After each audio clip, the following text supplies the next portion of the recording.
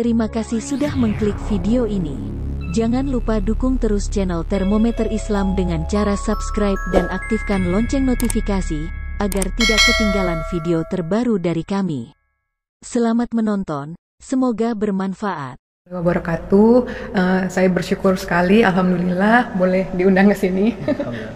Perdana juga nih untuk sharing ini gitu ya, di hadapan media sih gitu. Nah, kalau latar belakang saya lahir 26 Juli 1984. Jadi mau 37 tahun ini. Dari kecil dibesarkan dalam keluarga Kristen. Kemudian saya 2010 menikah. Kemudian sampai saat ini dikaruniai 3 anak. Nah, mantan suami saya hamba Tuhan dulu ya. Kemudian apalagi ya biasanya identitasnya apalagi. Sekarang saya bertugas ya, sebagai PNS di Jakarta Barat. Lahir di Jakarta. Jakarta juga. Ya. Jadi emang dari kecil di Jakarta ya. Iya. Baik nih Dok. Kalau pendidikan sekolah sampai kuliah juga di Jakarta? Enggak. Jadi saya TK, SD, SMP, SMA di Sekolah Katolik Mater Dei, Stradasan Jaya ya dulu namanya. Di Pamulang. Tangerang Selatan. Kemudian SMA saya di Magelang, SMA Taruna Nusantara. Kemudian kuliah FKG-nya di Universitas Indonesia. Kemudian S2-nya di SA Unggul. Iya. Ya Dok, mungkin ini pertanyaan yang mungkin sering dokter dengar juga gitu ya, dari banyak orang yang menanyakan mengenai mualafnya Dokter Karissa gitu. Nah, untuk dokter sendiri gitu ya, apa sih yang menggerakkan dokter untuk memeluk Islam gitu? Bagaimana sih jalan datangnya hidayah tersebut gitu, Dok? Mungkin bisa di-sharing kepada kita semua, Dok? Iya, kalau ini langsung kayak mau nangis ya. Karena memang benar sih kalau itu ya, kalau apa yang terjadi dalam hidup kita tuh memang sudah tertulis dalam Lauhul Mahfuz ya. Itu saya baru tahu juga setelah kembali ke fitrah Islam ini gitu. Saya nggak pernah berpikir untuk satu saat saya akan berubah jadi Islam.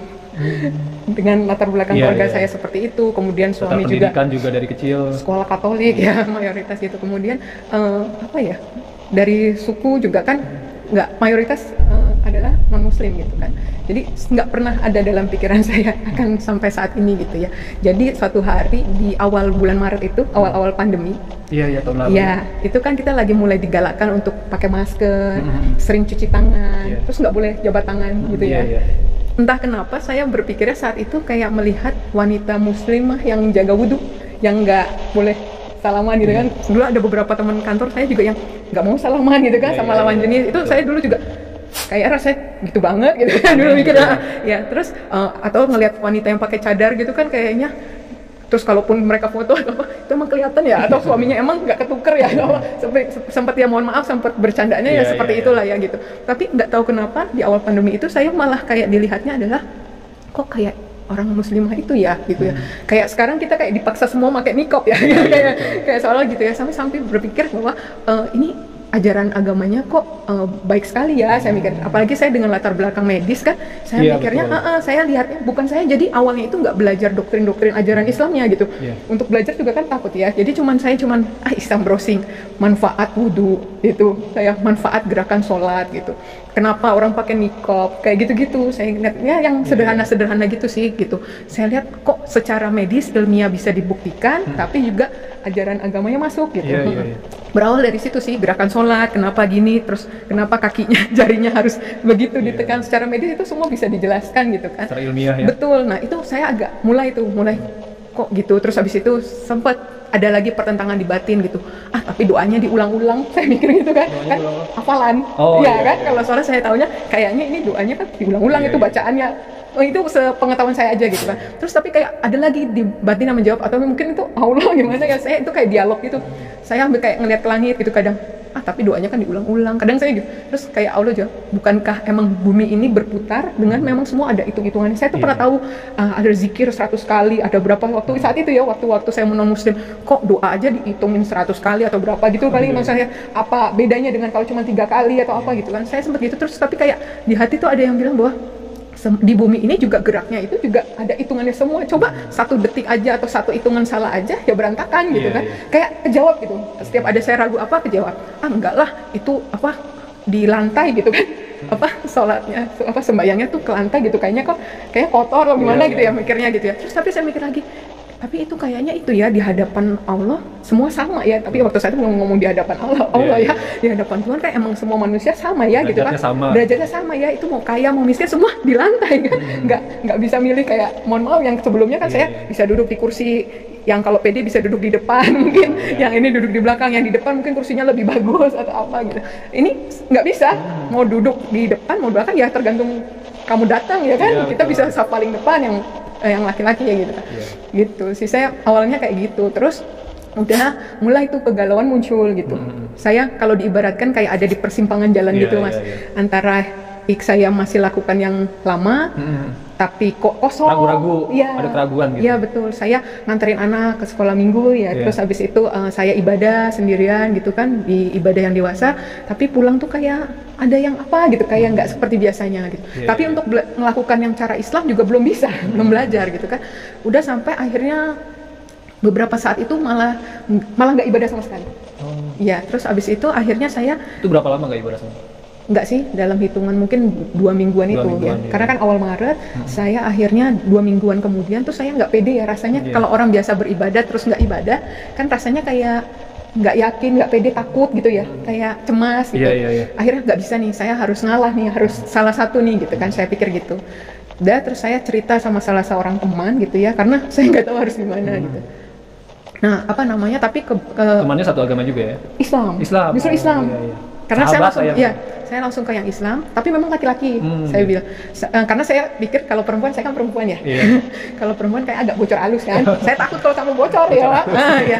Ini salah saya perempuan juga ya. Mohon maaf. Nah, terus akhirnya saya cerita gitu, terus tapi menurut beliau senang ya, maksudnya ada ketertarikan terhadap Islam. Saya tadi cuma cerita sebatas yang tadi saya cerita juga. Terus tapi beliau bilang kalau kan nggak boleh ya, bukan muhrimnya, diarahkan untuk saya datang ke Mualaf Center. Mualaf Center Umiren ya? Belum. Belum ya? Kebetulan ketemu dengan Bunda Sri di Mualaf Center di Jakarta Barat, Duritepa.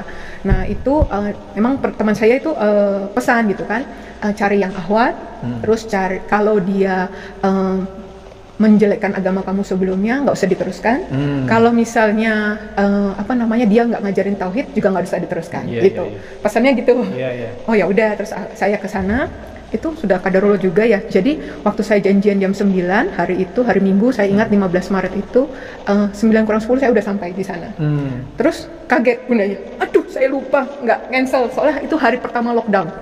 Dia udah nggak mau buka harusnya, tapi saya lupa ngabarin, kata dia nggak apa-apa masuk gitu. Setelah saya duduk sebentar gini, terus ada juga yang datang lagi, yang lain datang, ditolak semuanya, di reschedule sampai hari ini belum. Betul, sampai hari ini katanya. Saya tanya, soalnya saya sampai hari ini masih ngaji sama Bunda Sri kan, itu belum buka Bunda, belum katanya gitu. Itu udah kadar dulu ya, maksudnya kalau enggak ya udah saya sampai hari ini mungkin belum syahadat juga. Mungkin ragu lagi. Bisa. Betul. Udah di sana udah dimulailah.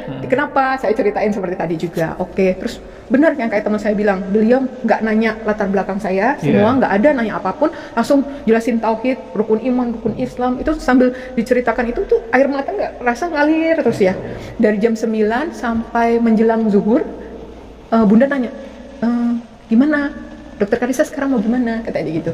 Ya Bunda, saya belajar dulu, saya bilang gitu. Kalau yakin nanti saya masuk Islam, saya bilang gitu. Terus Bunda bilang, ya boleh gitu kan. Tapi nggak dihitung pahala ya, katanya gitu. Karena kan belum, katanya gitu. Mau Dokter Karissa baca Quran, mau Dokter Karissa sholat, itu belum dihitung pahala. Oh gitu, saya gitu. Emang kalau syahadat isinya apa Bunda? Percaya bahwa Allah itu Esa, percaya, saya bilang. Percaya Muhammad utusan Allah, percaya, saya bilang. Ya udah itu isinya syahadat. Ya udah saya syahadat, saya bilang gitu. Gak ada mikir gimana tuh, gak ada saat itu. Dan memang Bunda juga kan gak jelasin apapun di luar tauhid itu kan. Udah itu Bunda ngambilkan gamis, kerudung, saya azan zuhur saya dibimbing ucap syahadat.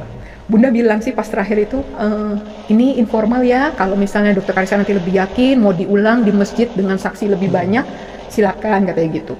Tapi nggak tahu kenapa di hati saya rasanya ini nggak informal, karena sudah di hadapan Allah gitu kan. Saya nggak ada mundur lagi karena ini udah di hadapan Allah kan, nggak mungkin main-main gitu kan gitu. Jadi dengan bekal itu aja saya masuk Islam. Setelah syahadat ada perubahan syahadat dalam diri nggak gitu? Maksudnya ngerasa lebih gimana gitu atau? Belum. Jadi itu kan masih biasa aja gitu ya? Saya cuma bekal tauhid doang itu berarti kan Mas. Nah terus habis itu saya itu zuhur, saya itu nyari mukena. Nyari mukena karena saya pikir asar saya udah harus sholat. Iya. Saya cerita teman saya kan dibilang apa namanya, emang udah bisa pakai YouTube. Pakai YouTube itu pun yang anak-anak yang supaya pelafalannya pelan-pelan gitu kan. Udah beberapa kali tuh pakai YouTube. Sampai akhirnya hari Rabu itu waktunya saya masuk kantor, udah WFO lagi WFO. Waduh, saya harus cerita ini sama satu temen yang perempuan karena saya harus jamaah kan, sholat jamaah. Nggak mungkin saya pasang itu. Belum kerudung. Apa namanya, belum kerudung, terus saya bilang apa namanya, harus bilang yang perempuan nih, nggak mungkin saya nyalain YouTube di masjid kan, nggak mungkin kan. Ya udah, akhirnya saya cerita sama salah satu teman di kantor yang kerudungnya panjang. Saya nggak tahu harus pilih yang mana kan. Terus habis itu saya bilang, Bu, aku hari Minggu kemarin syahadat. Allahu Akbar, Masya Allah. Kak nangis, dia langsung nangis kan. Kenapa Dokter Ica, kan tahu saya gimana, tahu mantan suami saya bagaimana gitu. Kenapa Dokter Ica?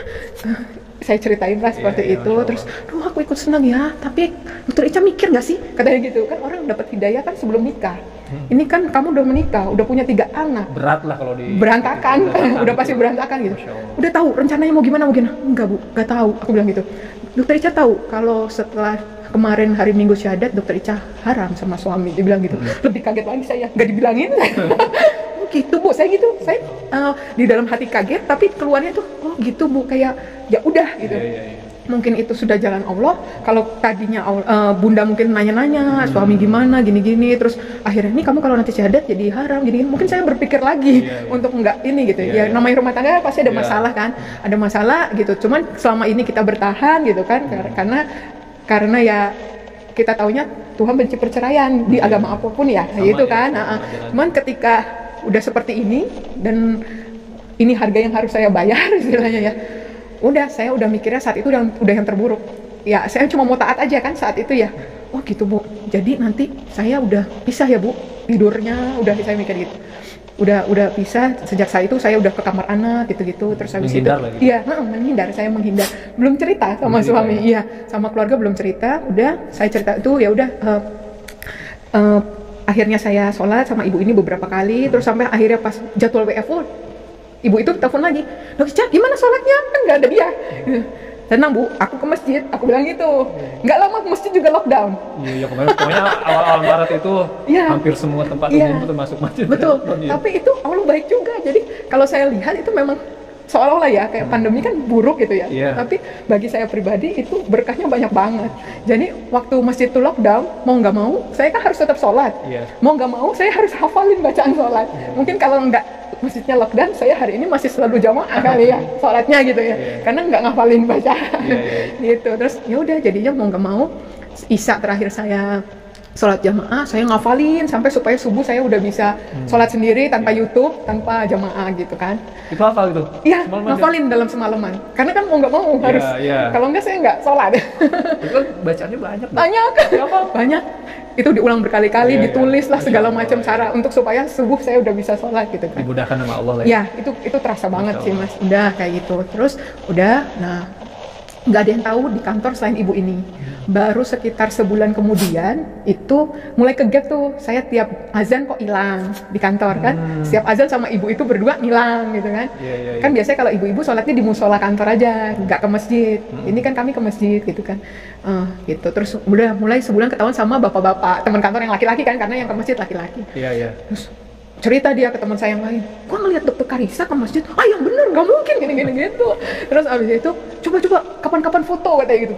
Bener lah, rame heboh di foto. Iya, sampai akhirnya teman saya tiba-tiba sore-sore mau pulang kantor, pada datang nyelamatin saya. Selamat ya, selamat apa? Saya mikir kayak ulang tahun enggak. Selamat ya gitu. Kita udah sering gini-gini gitu, Pak. Bayangan saya itu bukan apa-apa ya, saya bukannya nggak mau cerita sama teman kantor, nggak mau cerita sama keluarga. Cuma saat itu kan saya pengetahuannya minim banget.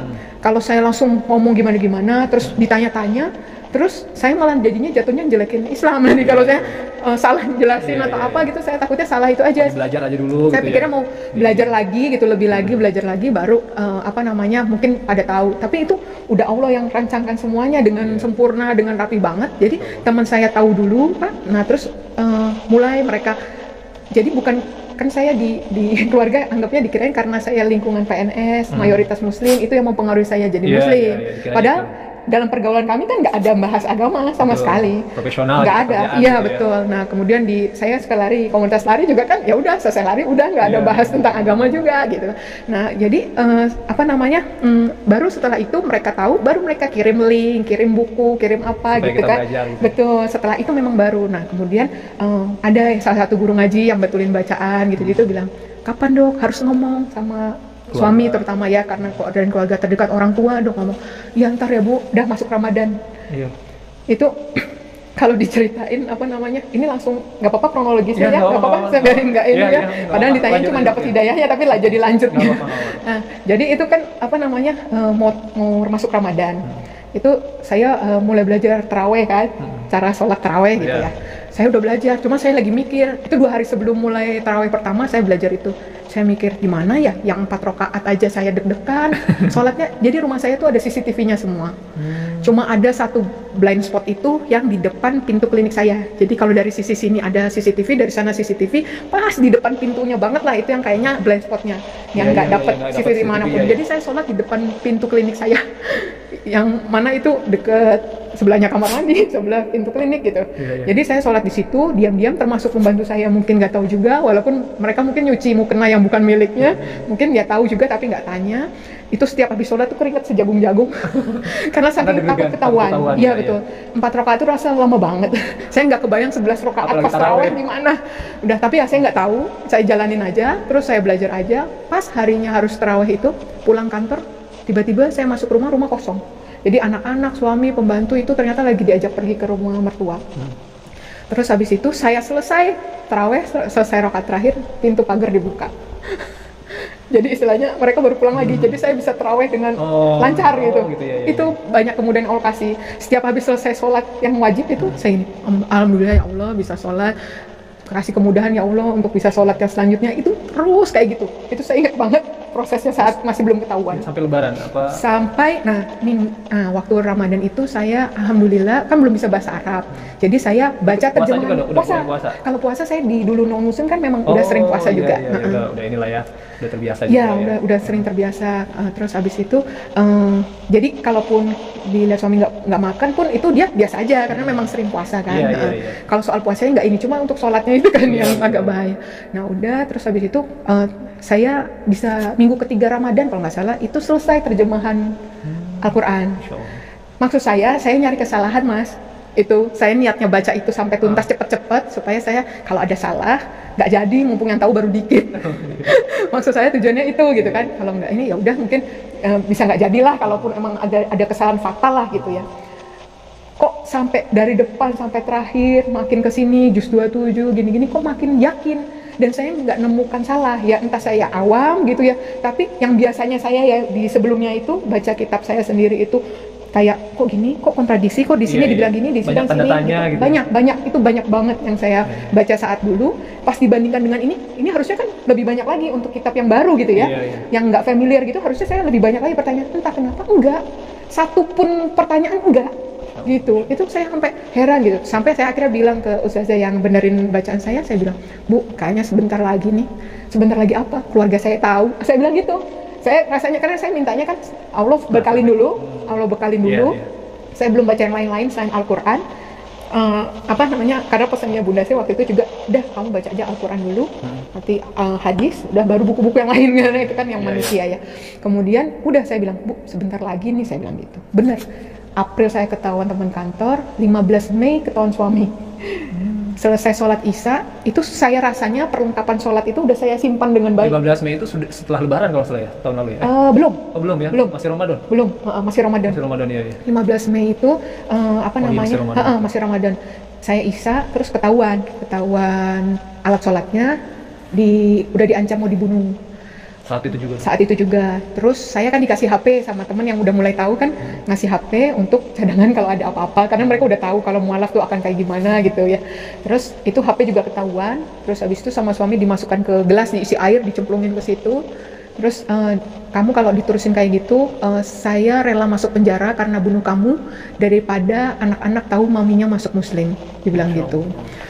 Terus saya nggak tahu harus gimana ya. Terus saya cerita ke teman kantor ya, ke bos saya, Bu, saya ketahuan, saya bilang, alat sholat saya nggak bisa sholat, saya bilang gitu. ke lawyer juga, ya udah kamu diam-diam aja dulu, jangan kelihatan kamu sholat. Itu juga Pak, 2 hari sebelumnya atau berapa hari sebelumnya, pokoknya nggak lama sebelum itu, saya itu lagi baca-baca buku fikih sholat itu, yang bagian tayamum tuh saya lewatin. Saya pikir kan masih banyak yang harus dipelajarin ya, tayamum ntar dulu aja lah gitu ya. Saya pikir karena masa sih di sini tayamum gitu kan, banyak air entahlah. Tapi kok berhenti di tayamum itu berhenti, dan saya baca gitu.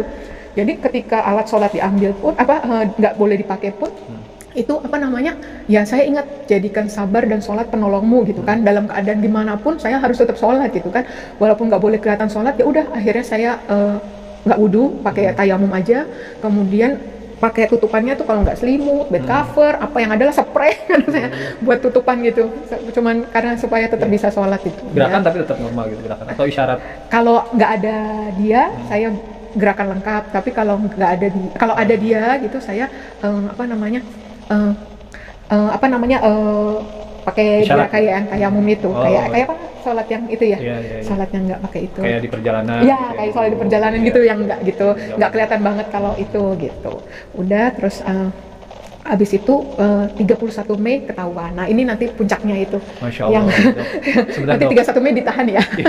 Sebentar dok, ini mungkin para pemirsa atau pendengar baru menyalakan radionya, mungkin nih siapa nih yang lagi bincang-bincang di Rasil. Iwanawat, kita kedatangan tamu Dr. Gigi Karissa. Beliau salah satu mu'alaf ya, yang kembali melukis revert, kalau bahasa Inggrisnya itu ya revert, bukan convert sebetulnya ya. Karena kembali, karena memang fitrahnya kan sebetulnya dari Muslim semuanya, dan sekarang kembali memeluk Islam setahun yang lalu, 15 Maret 2020 dok ya. Masya Allah, tadi di awal Dr. Karissa menjelaskan ternyata pandemi ini memberikan, Masya Allah ya, hikmah buat Dr. Karissa. Malah dengan pandemi ini gitu ya, Allah tuh memberikan jalan hidayah buat Dr. Karissa. Bagaimana tadi Dr. Karissa menceritakan, lihat muslimah memakai niqab atau cadar, mereka tidak bersentuhan dengan yang bukan mahram. Ternyata secara beliau seorang dokter, secara ilmiah, secara sisi kesehatan, Masya Allah luar biasa. Dari situ salah satunya tadi diceritakan menjadikan datangnya hidayah ya, Dr. Karissa. Nah barusan Dr. Karissa ingin menceritakan puncak dari ujian terbesar mungkin ya dok ya, ketika kembali memeluk Islam ini gitu. Bagaimana tuh dok? Jadi waktu yang 15 Mei sudah ketahuan, akhirnya saya menjalani hidup seperti biasanya lagi, tanpa sepengetahuan mantan suami, karena dia juga udah pesan, sudah kamu ajarin lagi ayat hafalan Alkitab, kan anak-anak saya ajarin ayat hafalan juga, tapi yang Alkitab gitu. Cuman saya nggak lakukan juga karena saya udah nggak bisa lagi kan ya gitu kan. Sudah, terus sampai akhirnya 31 Mei itu saya ingat saya mau tahajud, jadi sekitar jam 3:30-4 pagi ya. Itu saya pikir suami saya sudah tidur, jadi saya ngambil wudhu, terus gelar sajadah, terus lagi mau takbir, tiba-tiba saya di kamar anak, karena kan saya bilang tidurnya sudah pisah. Di kamar anak itu jeglek, pintu dibuka. Tapi kan dokter udah mau sholat gitu ya? Udah begini, udah nggak bisa apa-apa. Cuman udah denger gitu ya? Udah langsung, tadi nggak dengar langkah kaki tuh. Biasanya saya, ini mas, jadi sebelumnya kalau setiap saya sholat dengar langkah kaki, mau saya udah di ujung sholat pun saya ulang dari depan. Langsung nggak jadi gitu lagi gitu. Nah ini saya bener-bener nggak dengar langkah kaki pun. Jadi langsung jeglek gitu. Udah, dia langsung gini, terus ngelihat sajadah, ngelihat saya pakai mukena, saya udah pasrah dengan mukena itu. Terus dia langsung keluar lagi.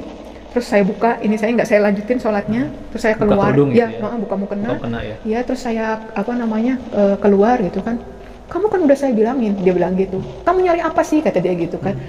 Terus saya bilang waktu saat itu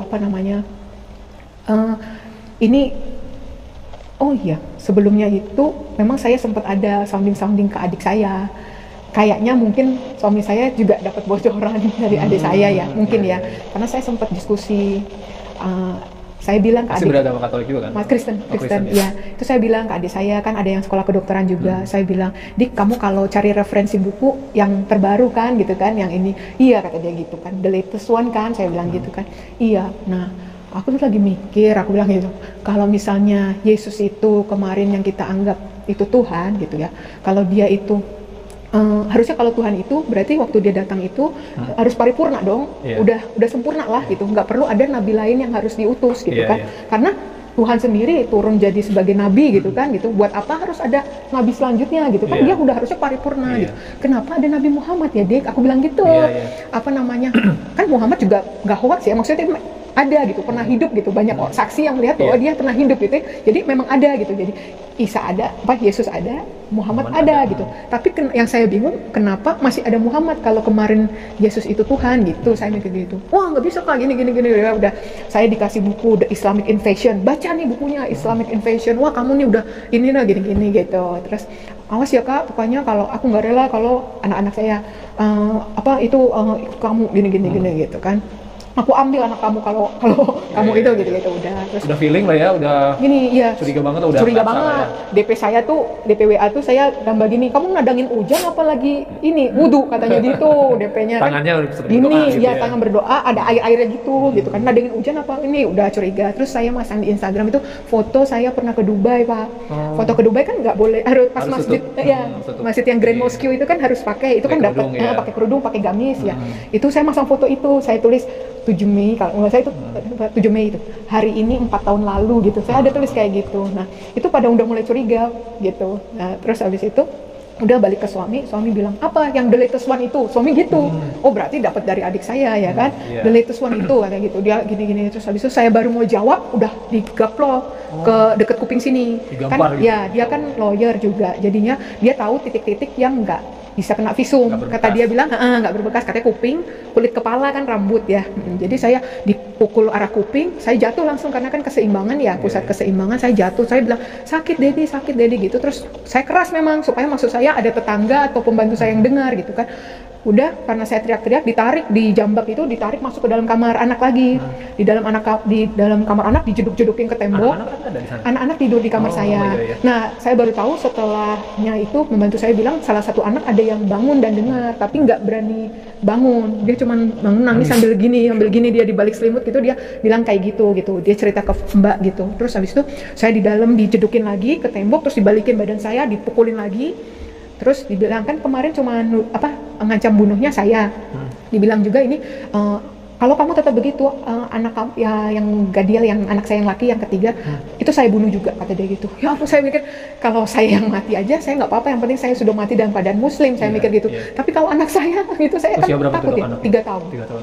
Iya, jadi waktu saat itu berarti 3 tahun. Nah, berarti itu saya nggak takut lah gitu ya, gitu kan, takut banget, udah pasrah saya, kan matilah nih aku gitu kan.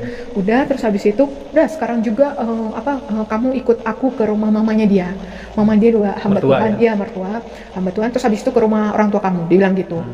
Udah, terus udah saya keluar, saya ikutin, saya udah nggak tahu harus gimana, saya cuma zikir ya, gitu ya. Yang saya baru tahu itu cuma zikir doa Nabi Yunus, doa Nabi Ibrahim. Yang saya tahu itu cuma bolak-balik kayak gitulah, itu di mobil saya gitu terus sampai pasrah aja itu. Terus habis itu sampai di rumah mertua, dia cerita, terus dia pukulin lagi paha saya gini. Terus habis itu mertua saya bilang jangan dipukulin lagi gitu. Terus saya dikasih minum sih, sempat dikasih minum, cuman karena saya niat puasa udah hari itu, jadi saya cuma tempelin di bibir aja, nggak saya minum. 2 kali saya disuruh minum, tapi saya tempelin aja gitu.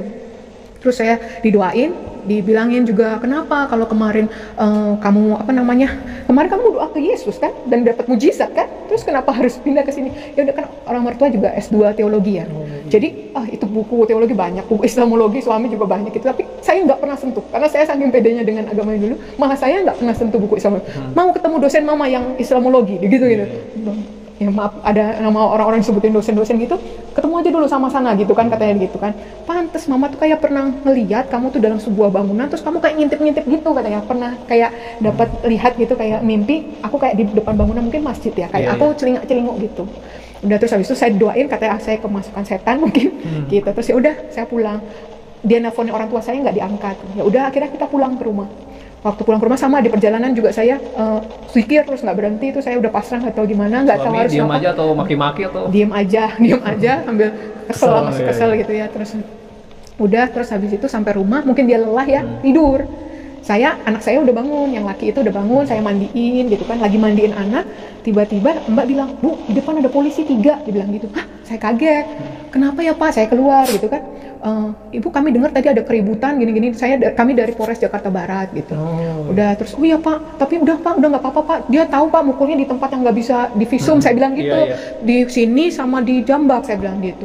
Terus habis itu, udah Pak pergi aja, saya usir Pak, saya usir. Nanti kalau bangun saya tambah dipukulin lagi nanti, saya bilang gitu. Nggak bisa Bu, Ibu diapain lagi? Ibu kemana? Dibawa kemana Pak?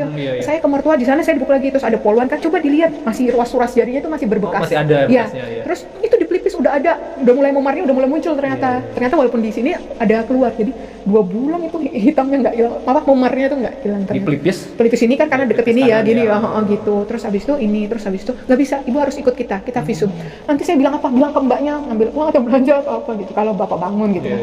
Udah terus habis itu polisi tahu, mungkin ada yang lapor minta tanggal. Iya mungkin kan itu kan subuh ya, jadi maksudnya mungkin tenang tapi ada keributan. Ya udah terus habis itu saya di sana, Pak pulang Pak gitu. Visum juga minta buru-buru gitu kan. Terus sekalian Bu BAP-nya besok aja, saya mau pulang. Saya masih takut gitu kan. Ingat anak-anak gitu. Iya takut itu, pokoknya saya takut gitu. Terus habis itu nggak bisa Bu, harus hari ini. Udah selesaiin semuanya. Terus sekarang mau kemana? Tapi kalau mau pulang nanti jadi kayak nanti ada jadi sandaraan atau ATM atau apa gitu kan? Nggak bisa, nanti pasti jadi ancaman lagi anak ini gini. Nggak bisa. Coba ntar ya saya tanya dulu, Mbak, Bapak udah bangun? Belum, katanya gitu. Dari jam 9 sampai asar loh, belum bangun. Biasanya dia ada suara berisik aja itu bangun. Itu udah Allah lagi itu.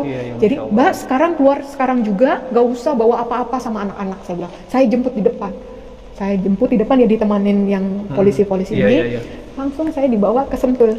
Ke Umi Irena? Ya, sama anak-anak. Center Umi Irena. Ya, nah sama anak-anak semua. Udah, tinggal ke sana tanpa bawa apa-apa yang di baju.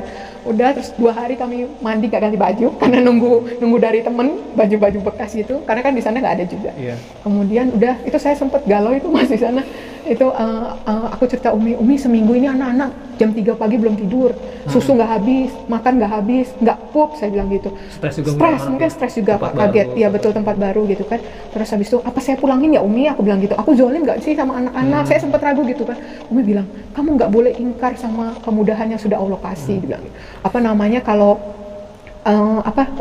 nggak semua orang tuh dikasih kemudahan. Kamu biasanya orang rebutan anak dulu loh. Kamu dengan gampangnya bawa anak keluar gitu. Kamu mikir nggak kalau misalnya kamu keluar tanpa bawa anak-anak, fitnah apa yang akan ditimpakan kepada kamu gitu. Kamu nggak sayang mereka, kamu ninggalin mereka, kamu pergi dengan mungkin laki-laki lain, gitu kan gitu. Terus kalau sekarang kalaupun nanti anak kamu diambil, mereka sudah lihat kamu larinya kemana, sama siapa, ngapain kamu di sini gitu kan.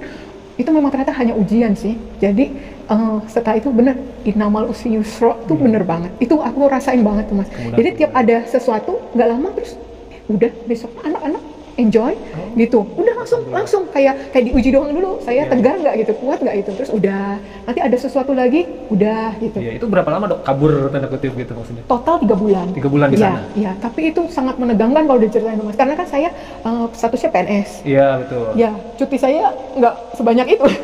Jadi akhirnya itu dan saya jadinya sudah langsung ngurus untuk berkas perceraian, dan itu kan nggak mudah juga kalau PNS. Ada jenjang-jenjangnya, harus izin, harus BAP.